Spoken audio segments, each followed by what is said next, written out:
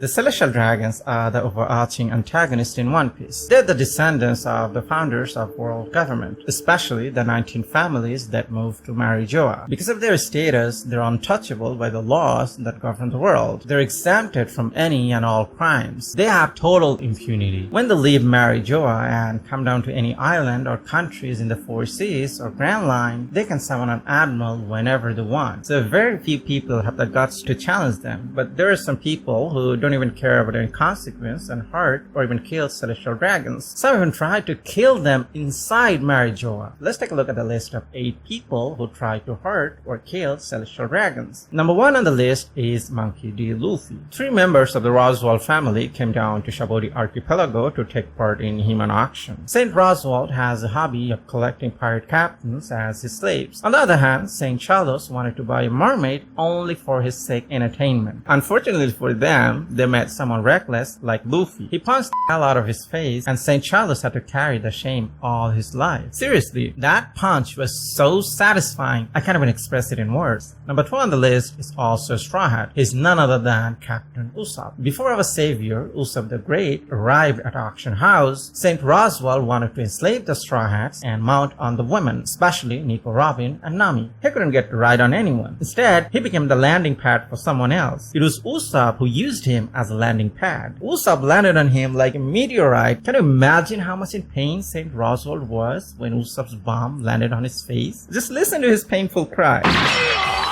He was crying like a pig. Can you imagine how people of the world would evaluate Usopp's deed in the future? Next is Silver's Rayleigh. Unlike Luffy and Usopp, Rayleigh didn't attack the celestial dragon physically. He used Conqueror's Haki to make her unconscious. Number 4 on the list is Don Quixote Mioscard. Charlos took a fancy to Princess Shirahoshi. He wanted to take her as his pet, but Don Quixote Mioscard intervened and hit him with a club. Next on the list is Fisher Tiger. Tiger was once a slave of a celestial dragon. His experience in Mary Geoise was so horrific that he was traumatized by it. We saw how traumatized Boa Hancock and Koala were. It's not just them. All the slaves of celestial dragons have similar experience. Number 6 on the list is Rox Dizzyback. Rox knew about the secrets of Mary Geoise. He wanted to oust the celestial dragons and become the king of the world. Number 7 on the list is a pirate whom we have already met in the latest chapter. During the revelry, someone attempted to assassinate Saint Charles inside the residence of gods. Don Quixote Mioscard helped that assassin and let her escape. I think Jewelry Bonnie was that assassin. Actually, I have another candidate in mind. I'll talk about that in my future video. If Jewelry Bonnie didn't intervene, Zoro would be in the top here.